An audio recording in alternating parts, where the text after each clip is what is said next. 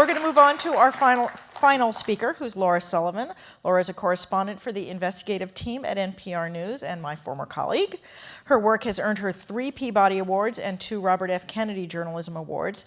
She's reported on the business of disaster response, the epidemic of rape on Native American reservations, solitary confinement in U.S. prisons, and the U.S. bail bond system, among many other issues, for Morning Edition, All Things Considered, and other NPR programs.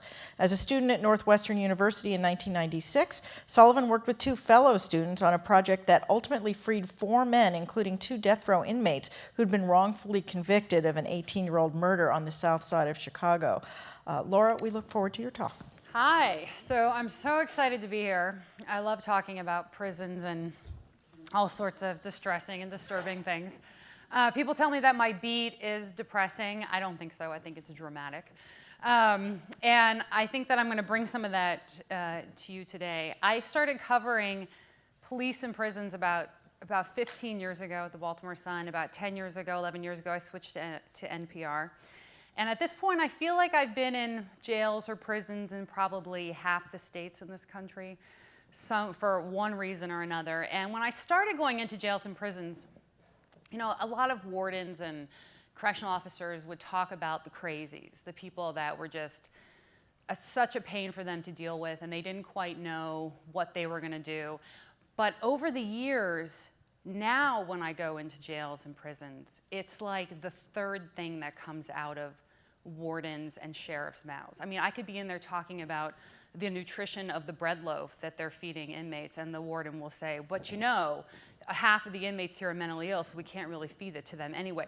And it's just, it is something that has colored every aspect of our criminal justice system and the places where we incarcerate people.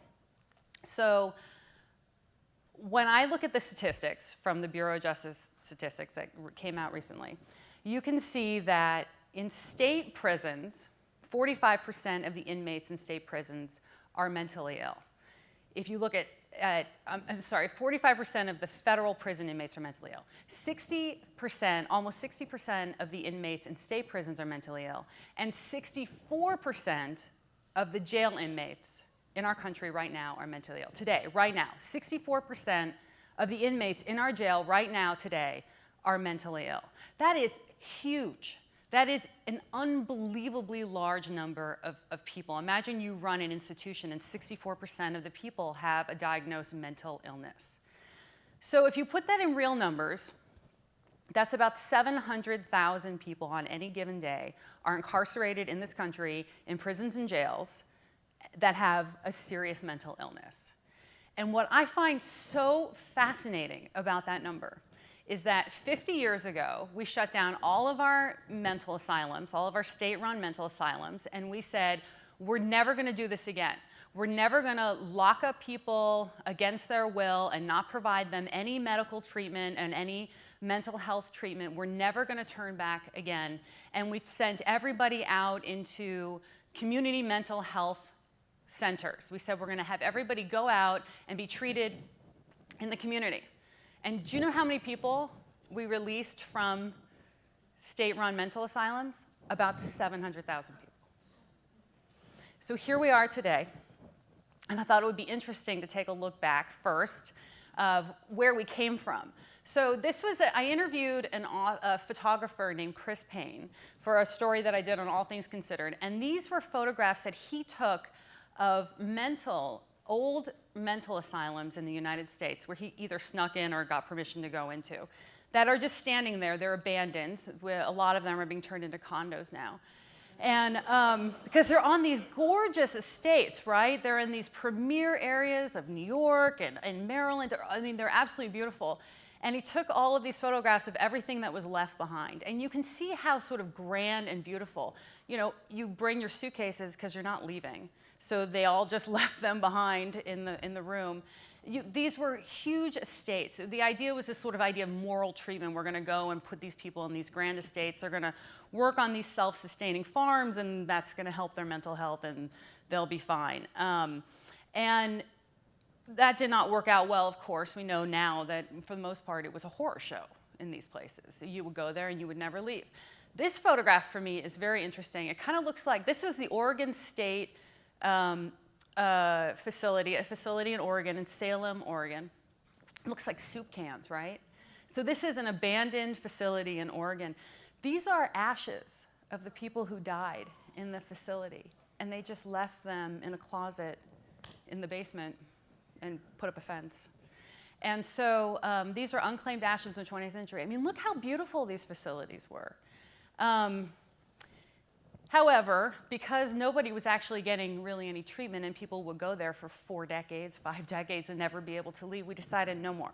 So we're going to put all these people out into community health centers. That's what we did, and for a while it worked, except that about 10 or 20 years ago, we cut a lot of the funding for the community mental health centers. So now, half of them have closed at this point. Most of our state facilities have closed. There are thousands of people on wait lists across the country to get into one of these facilities. And it's easy to cut funding for these places. I mean, if you've got budget shortfalls and you have a community mental health clinic that's costing you millions, you know, it's not like a giant voting block for you. And, you know, I mean, are you really going to notice if you close this place down? Not for a while. You know, it's not an immediate effect. So it's an easy place to cut, and that's what's happened. And I was doing a story on this issue of some of these places closing. And I was talking to a judge named Steve Leifman down in Miami-Dade in Florida. And he was kind of explaining to me this huge problem he was having of so many mentally ill people coming through the criminal justice system. And so I asked him to explain exactly how this worked. And I'll let you listen to some of the tape from this interview. What we used to do, which I tell people was the definition of insanity because we kept doing the same thing again and again and expected a different outcome. They would commit an offense, the police would arrest them, they'd come to court, they'd be acting out, so we would order 2 or 3 psychological evaluations at great expense. We would determine that they were incompetent to stand trial, and we would release them back to the community and kind of held our breath and crossed our fingers and hoped that somehow they'd get better and come back and we could try them, but they would just disappear and get rearrested. How soon would you often see some of the same people come back? Sometimes within minutes. Minutes? Yeah, they'd walk out the door, they were floridly ill. They'd act out because it's next to the courthouse, there's several officers out there, and they'd get rearrested. Minutes. He said one guy was outside for 14 minutes and was right back inside his courtroom again. So he asked the University of South Florida to take a look at what was happening in his courtroom and in this justice system down in Miami-Dade. And he said, just tell me, like, what am I dealing with here? Who am I dealing with? What's the lay of the land? And the University of South Florida researchers came back and said, we have an answer for you.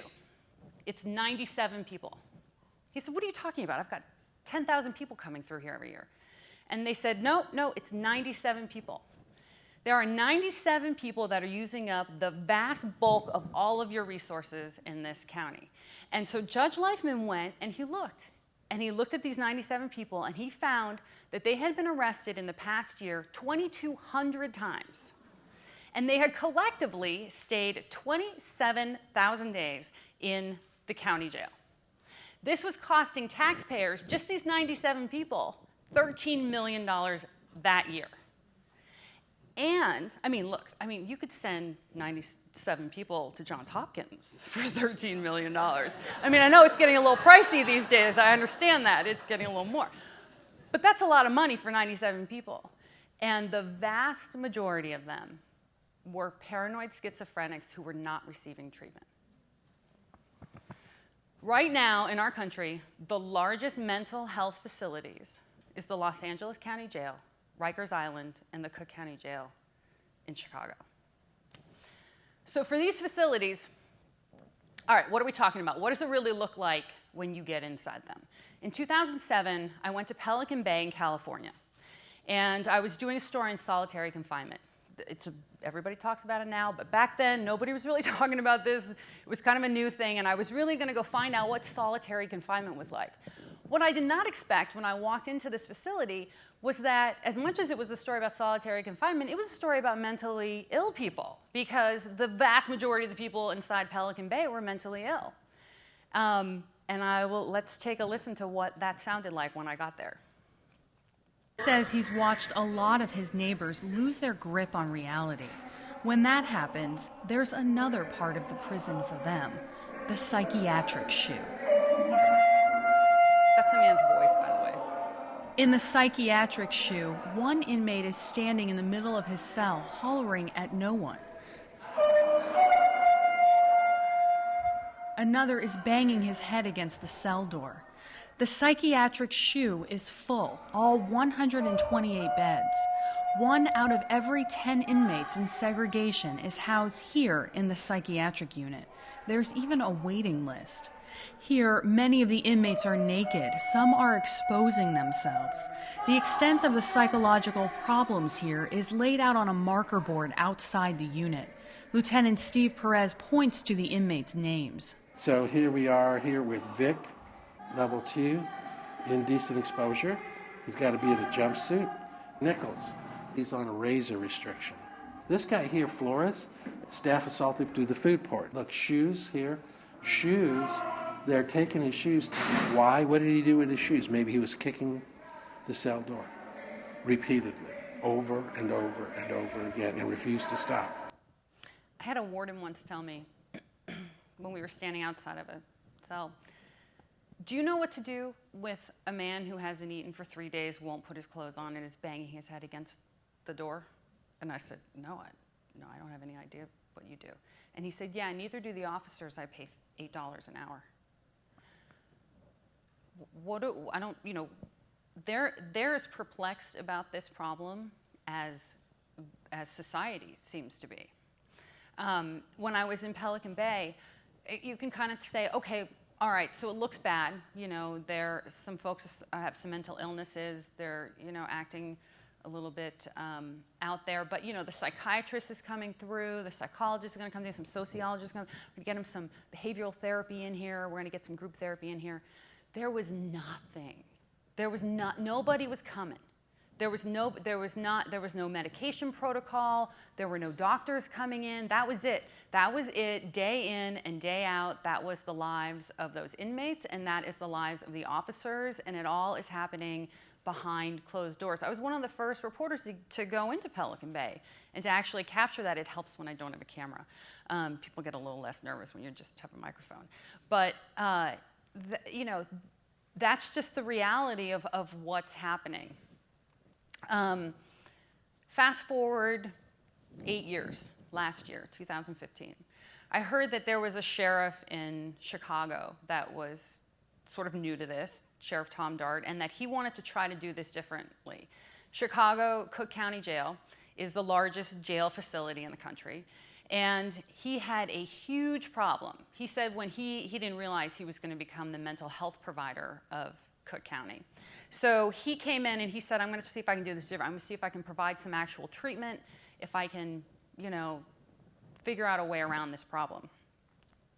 And so I went to come take a tour of his facility, and he was explaining, look, in Chicago, and this is true, they shut down 3 of the 6 mental health clinics in the past 3 years, and they also shut down 3 state hospitals. So if you've got thousands of people who no longer have access to their medication, and they no longer have access to any sort of treatment or mental health therapy or help of any kind, and they're turned away whenever they try to go get help at one of the actual facilities, they end up in the only place that cannot turn them away, and that's jail. So every morning, all the hundreds of inmates that are picked up in Chicago get funneled into the bullpens down at the Cook County Jail, and they stuff them all, like 50 men, there's some women too, into each of the bullpens. And then they start sorting through them for mental health issues. And this woman, Ellie Montgomery, is one of the persons who is supposed to handle 300 people a day. Just, are you mentally ill or not? How are we going to figure this out? Because we got to figure out where to place you. And this is what it sounds like in the bullpen. Sheriff Tom Dart runs the place. I can't conceive of anything more ridiculously stupid by government than to do what we're doing right now. You can see the problem every morning in the intake center, where 250 new inmates arrested overnight are stuffed into bullpens. Give me 50! Number 50! Where you at? going to be worried about everyone on the ground right here because a majority of them are going to have psych histories. Ellie Montgomery is standing in front of the cages. She's the deputy director of mental health policy for the sheriff's office. She and her staff screen all the inmates. Forget the hostile, angry men at the front bickering with jail staff. It's the men in the corners that interest her. Men who come to jail and fall asleep. You know, I'm kind of curious about this guy in the blue. Now, is he dazed because he's on drugs? Or is he dazed because the voices in his head are louder than what's happening around him? One inmate after another. One man tells her he's going to kill himself because he thinks he's already dead. Another guy explains that the voices tell him to hurt people. To walk in and feel like every other person I'm interviewing be mentally ill in any given day, to me, is, I can't wrap my brain around it. It is staggering what we're really dealing with. And so this is a place that's trying to deal with it, right? So they're going to try to turn their jail into some kind of a treatment place. But no matter what they do, they're running up against the same brick wall that other places run up against, which is, what do you do in a jail with someone who is floridly mentally ill? And they didn't know what to do with that question either. This is a place that's trying to do it different. It's trying to do it right. And so they also had a place inside the jail, which they called the psych ward, just like the old days. And they, it was, you know, they had not allowed the media or the public to go into this facility before, and I think probably for good reason. But they said that I could go in with my microphone, as long as I didn't take pictures, which is why we don't have any pictures. I don't have any pictures of this. But we can hear it, because what you have to picture is like, so you walk down, this is inside the jail in like the dark middle of it. There's no natural light. You walk down this really long hallway, just like the old pictures. And you come across into this huge metal door, which they sort of push open. And inside, the first one we went into was the women's psych ward. And right off the bat, you just know something is not, it's not right. Something's not right here. There, like one woman was, there's like several dozen women sitting around in the lobby, and one woman is like pulling each individual hair out of her head and like dropping it onto the floor. People are talking to themselves or to somebody else that's not there. And some people are just so drugged out, they're just not, no, they're not there. And off to the side of these women who were sitting in sort of the main area is this room that is completely padded, and there's nothing else in it. And so I asked if I could go into the padded room and find out what was happening there. So this is what this sounded like. It's a very basic room, just 4 walls. The walls are padded. The jail's chief psychologist, Kenya Key, steps inside a small, dark room behind the community area. It has a drain and a light, nothing else. It's never used as punishment. The purpose of it is to decrease stimulation. There's nothing to write with in this room, but the walls are covered in writing. Slurs written with blood from fingertips or scratched into the walls with fingernails. It's hard to imagine spending time in here. The things that people have scratched into the walls is what's the most disturbing, and the fact that they're all mostly scratched into the door as if they're trying to get out. It is, and again, it's a little overwhelming. And again, certainly the majority of the patients that are put here are in a state of very high agitation and escalation. It is a forced intervention to help the patient de-escalate. In the men's psych ward down the hall, the scene is similar. Some men are locked into rooms where they pace back and forth for hours in smocks. One man's wearing just a blanket. One was tied down in an empty room during the night with leather straps. They're just now taking them off. What are the leather restraints? Full leather restraints are used when a patient does not respond to any other intervention, which means they are literally restrained to the bed. So here we are back. Leather restraints, padded rooms, you know, right back where we were 50 years ago. And except 50 years ago, you would put in the padded room with the leather restraints and you were left there for like decades. And now you're put into the leather restraints and into the padded rooms for your 10-day jail sentence for your minor crime where you acted out in front of a restaurant or something like that. You got picked up by police. And then you are that morning propped up, the restraints are taken out, you're propped up, you're walked out to the front door, and you're released back into the public without any sort of treatment happening in that process at all. The inmates say that they go to the jail to get medication, and I'm going to, just for time, skip forward a little bit. But there's 2 more pieces of tape I'm just going to play really quickly. But these are 3 inmates that I met when you come out of the psych ward and you kind of can bathe and take care of yourself. You go into Division 2, and these are a couple of the inmates that I met there, and they can explain this medication issue. They're standing by the television while 40 or so others mill about a row of bunks. Jail inmates Joe Edwards, Joseph Duriggi, and Augustus, whose last name we can't use because his case is pending, used to go to a local mental health clinic for counseling and medication before it closed. What I had to do was basically come to county, get my meds, and sometimes, I would even commit a crime just to make sure I got my meds.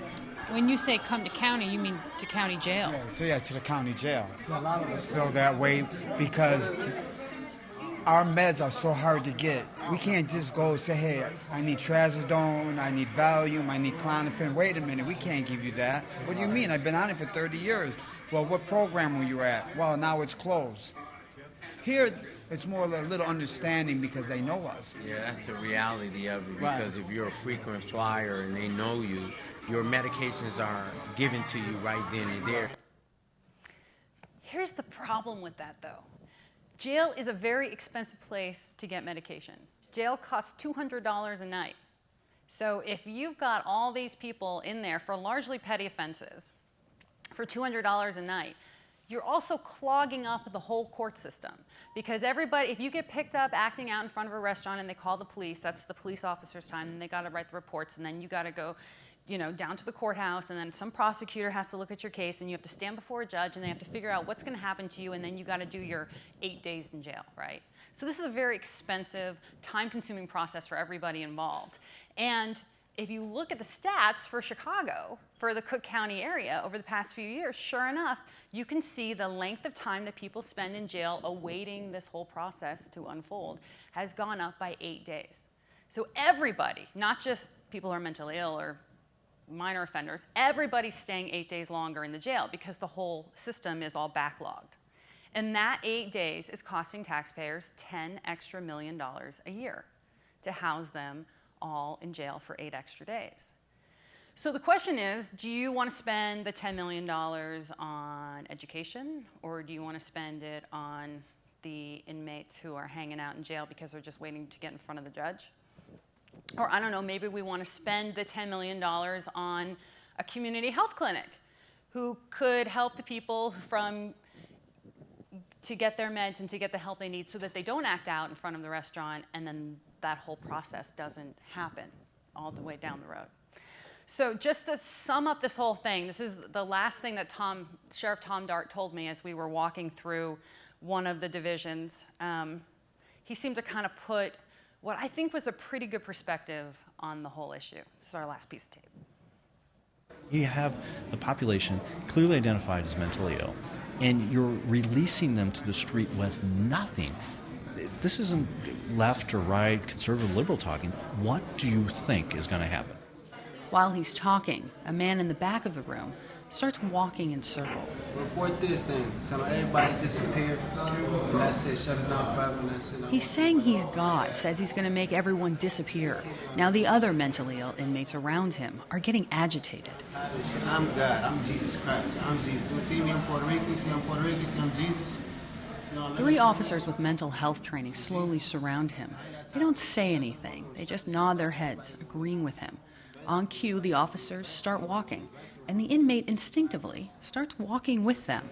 He doesn't know it, but he's headed back to the psych ward. Sheriff Dart barely pauses. He sees it every day. Dart says he understands money for community health centers is tight, but he says doing it this way is costing more. Clearly, our society had determined that the state-run mental health hospitals of the 40s and 50s were abhorrent, that, my God, our society cannot tolerate this, we're much more advanced than that. And then I just find it, the irony just so thick that that same society now finds it okay to put the same people in jails and prisons. But then he shakes his head and changes his mind. I know people care. I don't think they know. So in the words of Tom Dart, as we look at what's next for public health in the United States, now you all know. Thank you.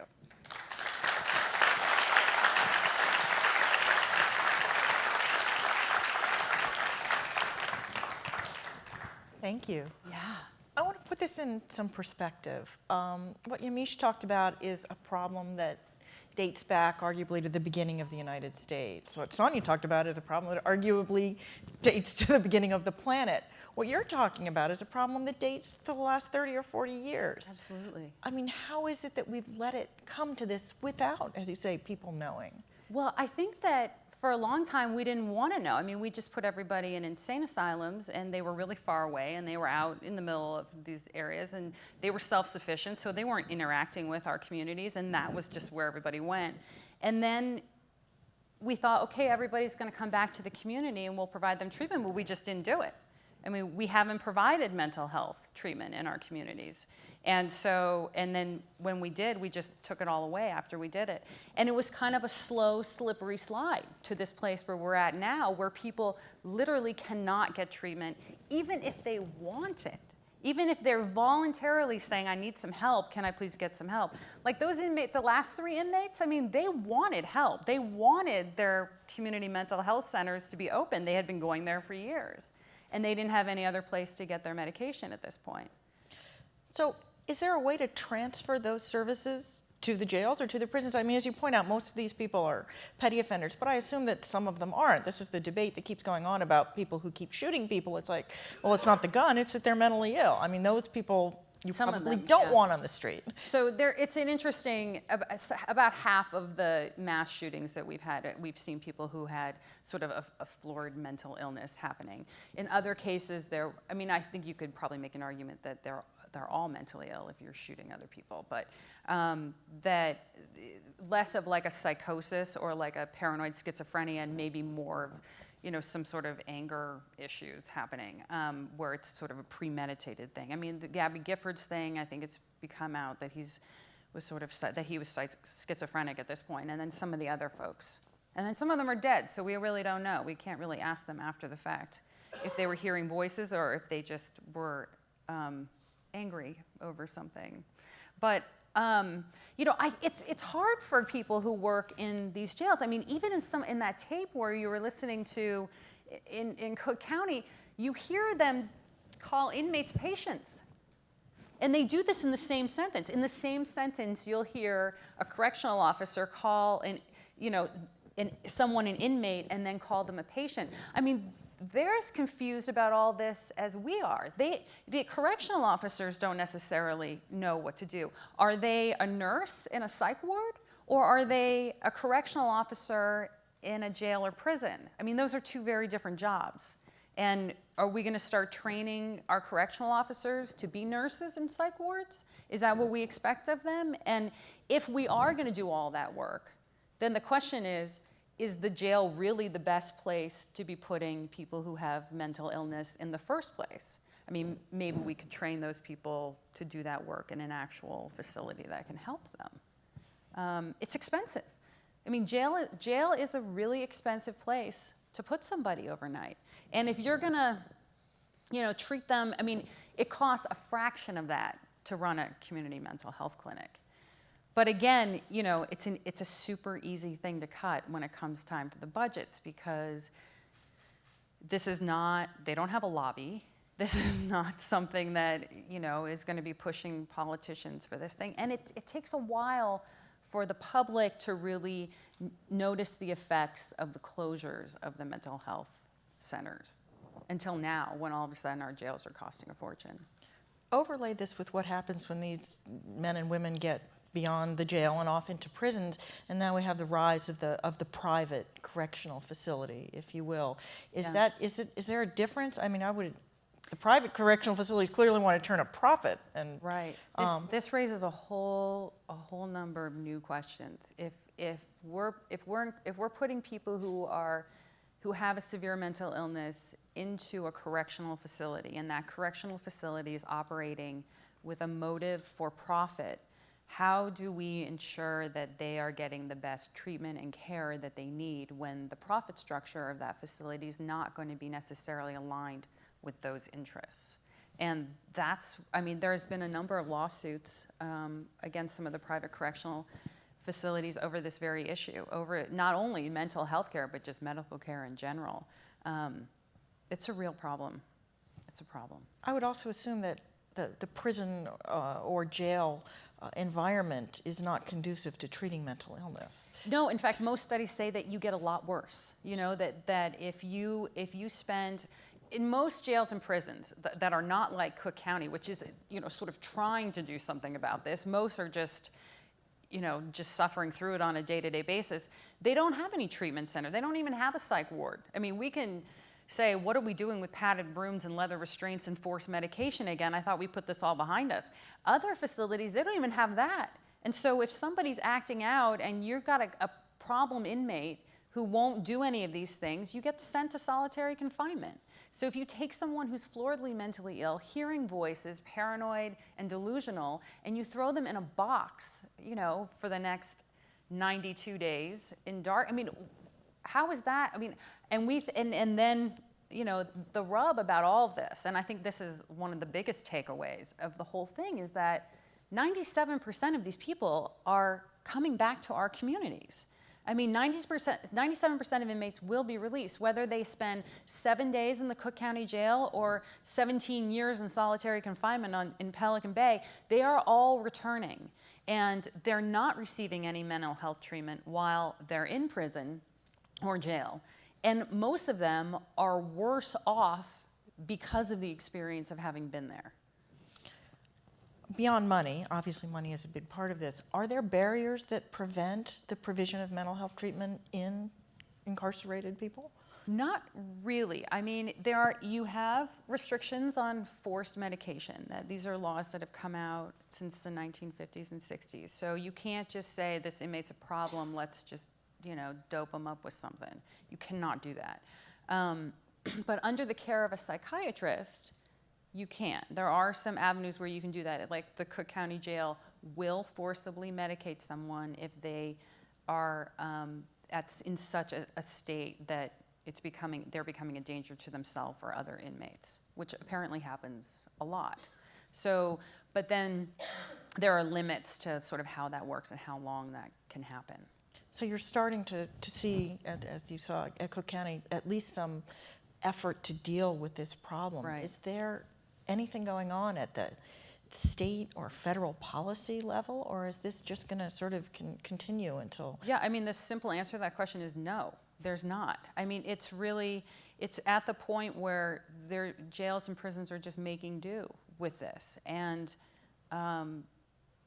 there's no major action happening in the country to deal with this issue at all. Despite all that, there's a huge debate going on in Capitol Hill about mental illness and treating mental illness, although I think it's more linked to also treating opioid abuse as it is to mental illness. And that debate is often about assisted outpatient treatment, whether or not it can be forced or not forced is what it's coming down to.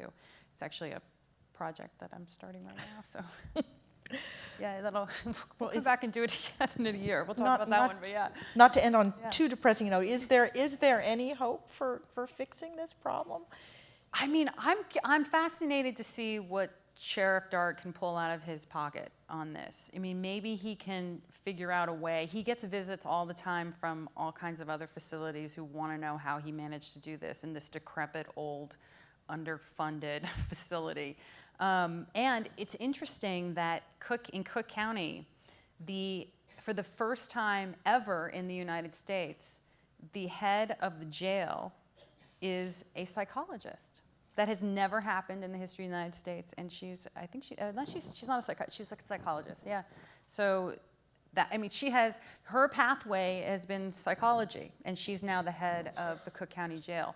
I mean, 10 years ago, 20 years ago, we would have thought that was the craziest thing we'd ever heard. You go to criminal justice classes, you study criminology if you want to be the head of a jail. You don't study psychology, and she is now the first and only psychologist running the nation's largest jail. Well, we see if they can See what they make can some do. kind of impact. Thank you very much.